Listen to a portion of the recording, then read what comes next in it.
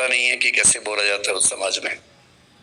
जब आपने शुरुआत की मंत्र की तो मैं खड़ा तो हो गया सबके साथ। मुझे एक दो पंक्तियों की बात समझ में आई कि जूते उतारने होते हैं, तो मैंने तुरंत उतार दिए जूते। लेकिन मैं मंत्र सुनता रहता हूँ, लेकिन क्योंकि जैन समाज में कभी रहा नहीं, इसलिए थोड़ी सी गुस्ताखी उस समय हुई। जैन धर्म मेरी रुचि का विषय है, और जब मैंने यूपीएससी का अपना लास्ट अटेम्प्ट दिया तो क्योंकि फिलॉसफी मेरा विषय था यूपीएससी में, तो उसमें एक स्वाभाविक सा सवाल ये होता है कि आपको कौन सी फिलॉसफी सबसे ज्यादा पसंद है। तो तैयारी करते हुए मैंने खूब सोचा कि मैं इस सवाल के जवाब में क्या जवाब दूंगा। वेस्टर्न फिलॉसफी में कई फिलोसफर्स मुझे प्रिय रहे। कांट एक बड़ा अच्छा फिलोसफर है, तो मैंने सोचा कि मैं उसका नाम बोल दूंगा हमेशा आराम से।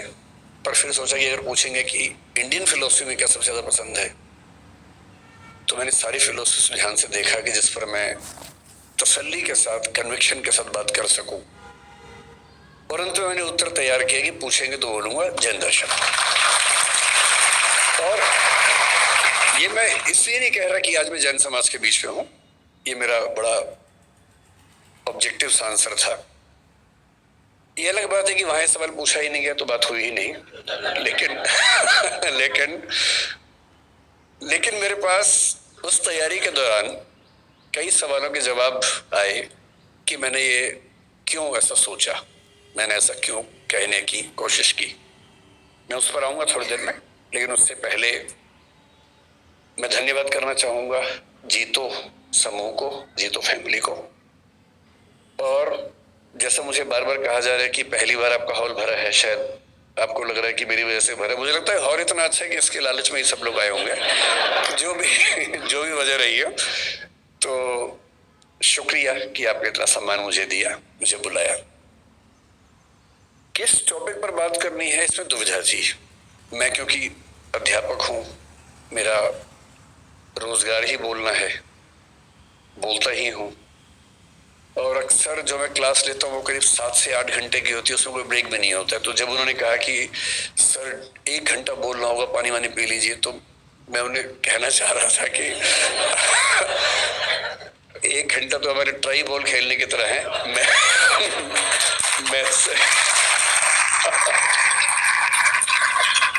मैच तो शुरू उसके बाद होता है हमारा। तो मेरी चुनौती ये नहीं होती कि मैं 1 घंटा क्या बोलूं, चुनौती ये होती कि 1 घंटे में कैसे खत्म करूं। और दूसरा, हम लोग इतना फोकस्ड हैं अपने पढ़ने पढ़ाने के प्रोसेस में कि जब मुझसे कोई कहते हैं कि आप किसी भी विषय में बोल दीजिए, तो मैं कुछ भी नहीं सोच पाता हूं कि मैं क्या बोलूं। तो मैंने इनसे बहुत निवेदन किया उस दिन। मैंने कहा आप मुझे कोई टॉपिक दे दीजिए, कुछ भी दे दीजिए, जो टॉपिक आपका मन करे, किसी विषय का दे दीजिए, पर दे दीजिए मुझे कोई टॉपिक। तो बोले सर आप क्या क्या बोल सकते हैं। मैंने कहा आप बताइए ना। मैंने कहा आप जैनिज्म पर बात करना चाहें तो मैं जैन फिलोसफी पर आपसे 2-3-4 घंटे बात कर सकता हूं, क्योंकि वो मेरा बड़ा प्रिय विषय है। स्यादवाद पर, अनेकांतवाद पर, मैं पंचव्रत पर, महाव्रत पर, अणुव्रत पर, जिस पर आप बात करना चाहें, इनमें से किसी भी विषय पर आप 2 घंटे बुलवा लीजिए, बोल दूंगा।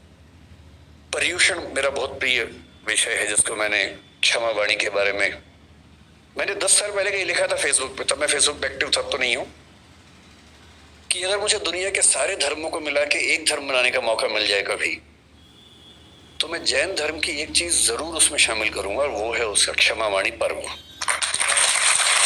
और वो इसलिए करूंगा कि बात आज की नहीं है, बात किसी भी दौर की है, आज की ज्यादा है।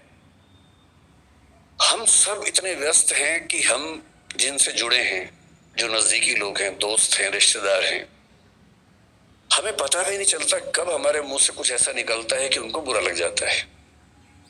यह भी हो सकता है कि हमारी नीयत एकदम ठीक रही हो, हमने सोच समझ के ना ही बोला हो, पर किसी खास कॉन्टेक्स्ट में किसी खास व्यक्ति ने मेरी किस बात को किस रूप में लिया, ये तो मुझे नहीं पता। कई बार ऐसा होता है कि मैंने अपनी ओर से कुछ गलत नहीं किया, पर सामने वाला मुझसे नाराज है, मुंह फुला के बैठा है, मुझे पता भी नहीं है। पता हो तो मैं उससे माफी मांग भी लूं, मुझे पता ही नहीं है।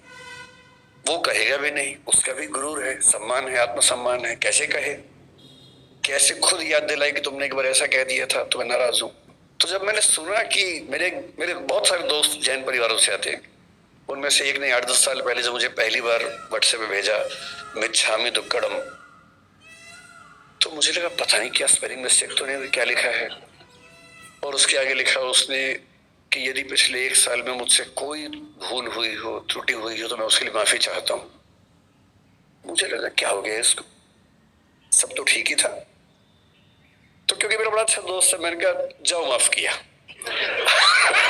कोई बात नहीं। फिर मैंने उससे पूछा, मैंने कहा क्या मामला क्या है। तब उसने बताया मैंने जैन फिलोसफी पढ़ी हुई थी, पर ये सहयोग से फिलोसफी के हिस्से में नहीं था, पाठ्यक्रम में, किताबों में नहीं था। तो जब मैंने सुना कि साल में एक ऐसा दिन है जब आपको बिना किसी वजह के माफी मांग लेनी है, कि शायद कोई गलती हुई हो, नहीं भी हुई तो हम एज्यूम कर लेते हैं कि गलती हुई होगी और मुझे माफ कर दो भाई। मुझे लगा कि किसी समाज के रिश्तों को इंटैक्ट रखने के लिए, बनाए रखने के लिए ये कितना सुंदर त्योहार है। उस चीज की माफी जो शायद मुझे याद भी नहीं। और अगर सब लोग इतने विनम्र हो जाएं, इतने हम्बल हो जाएं, तो झगड़ा किस बात का है फिर। और अगर यही स्थिति सारे धर्मों में हो जाए, सारे देशों में हो जाए, तो फिर क्यों झगड़ा है। अगर एक बार पाकिस्तान हमसे मिच्छामी दुक्कड़म कह दे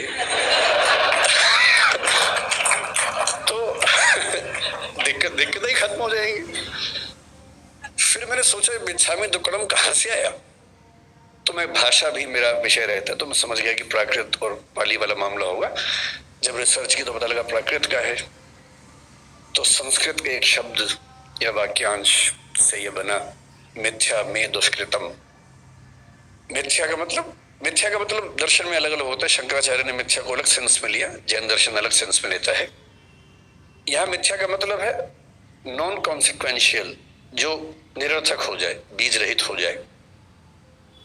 तो मिथ्या में दुष्कृतम, जो दुष्कृतम, दुष्कार्य, गलती मुझसे हो गई है वो मिथ्या हो जाए, मैं आपसे ये निवेदन करता हूं।